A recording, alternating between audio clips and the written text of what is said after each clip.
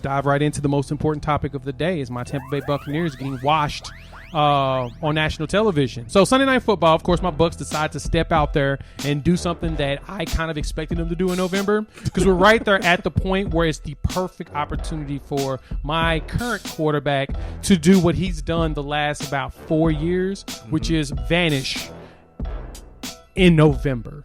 So Tom Brady's getting old, and as you know, as you get older, the weather gets when you comes to cold or bad weather, your body starts to stiffen up a little bit to where you can't perform the way you would normally perform.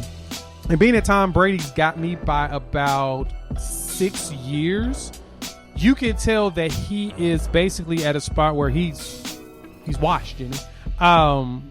He went 22 for 38, 209, 3 interceptions.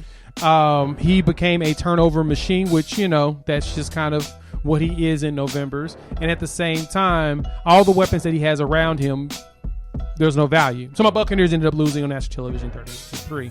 Add that to my Tennessee Volunteers losing to Arkansas 24-13. It made for a weekend that wasn't very good for anybody wearing orange. Let's add to that list of orange teams out there. We have Clemson, who lost to Notre Dame in overtime. We also had Syracuse lost this weekend. Miami's considered more green than orange, but Miami ended up winning, which is, you know, not a bad thing.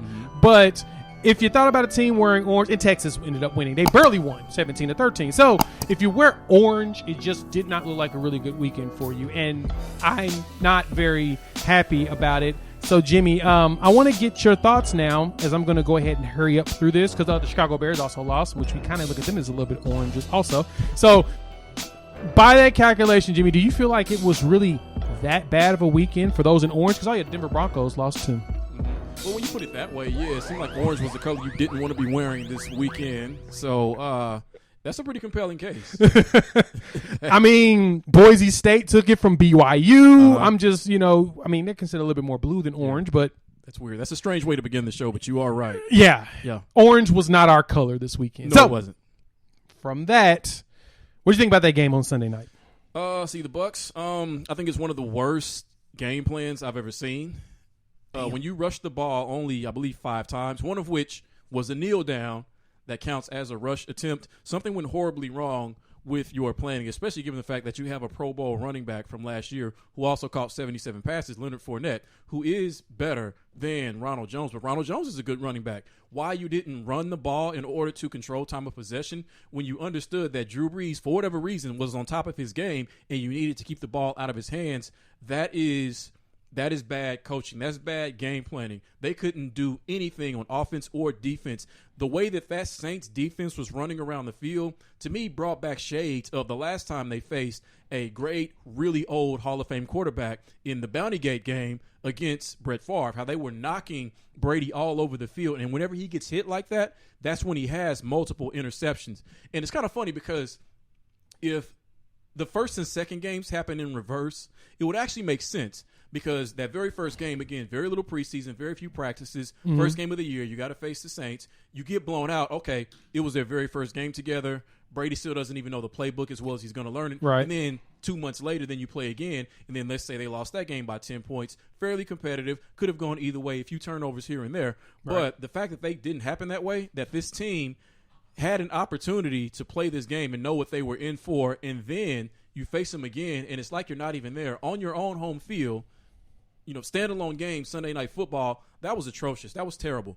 And between that and last week against the Giants really makes me question whether or not this is truly a Super Bowl contending team. Yeah, I was kind of asking that exact same question like 2 weeks ago.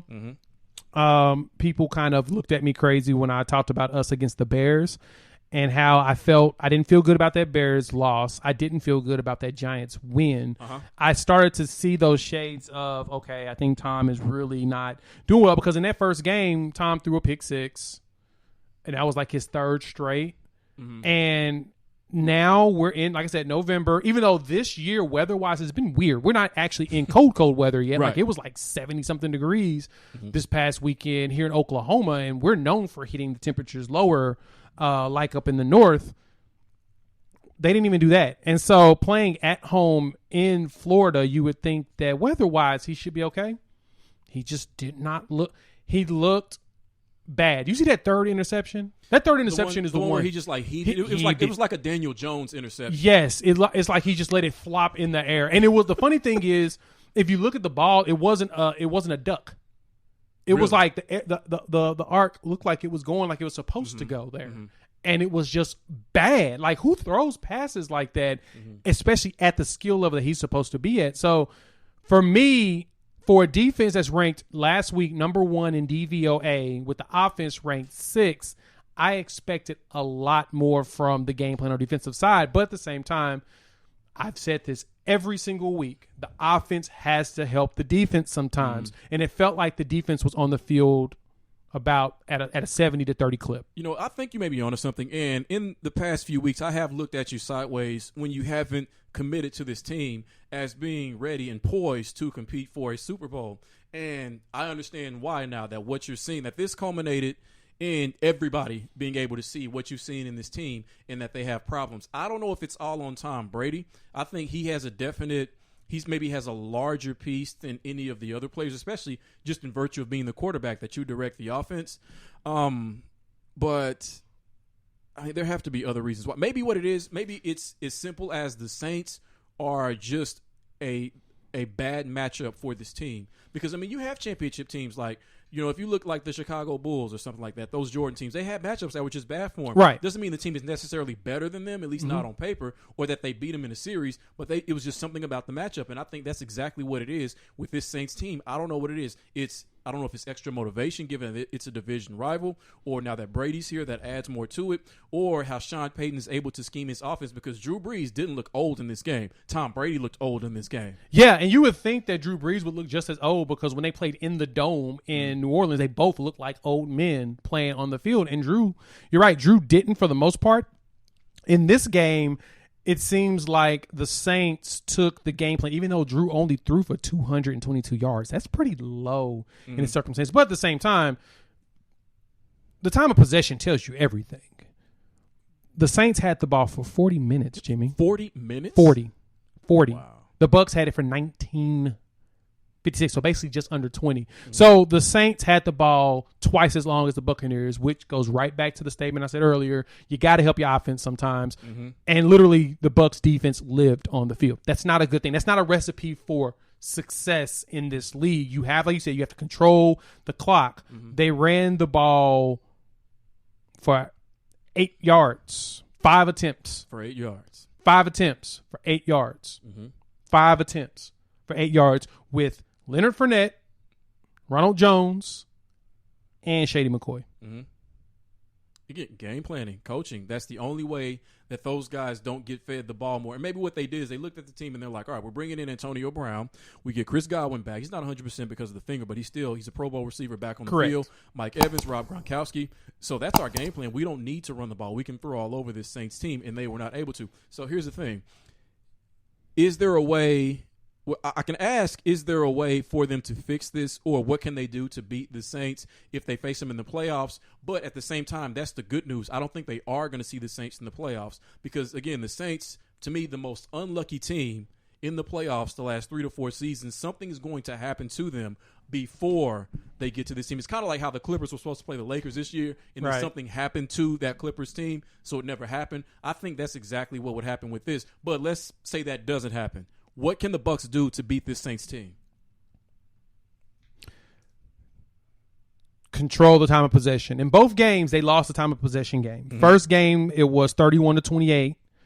The Saints had the possession. And in this one, it was, let me see. Yes, it was 31-28 towards the Saints. Play-wise, the Buccaneers ran the ball 26 times to 34. So it was the battle of rushes, but at the same time, they both looked like old men. Yeah. Second game, it was all Saints, no Bucs, where the Saints ran the ball 37 times to 5. That's going to be what will help the Buccaneers win this game. Is they need to control more clock. They need to keep their defense off the field so that the blitzing schemes actually work. Because after a while, you run out of plays. And that's kind of what I talked about with Lamar Jackson and the Ravens back in the day when they played the Chiefs is after a while you run out of plays, especially if the ball so much or you're playing defense so much. Mm-hmm. Somebody's going to be able to outsmart the other in it. And to be honest, the only way the Buccaneers are going to be able to do something with this is Bruce Arians need a better game plan, stop being a moron, and actually run the ball more. Yep. That's really it.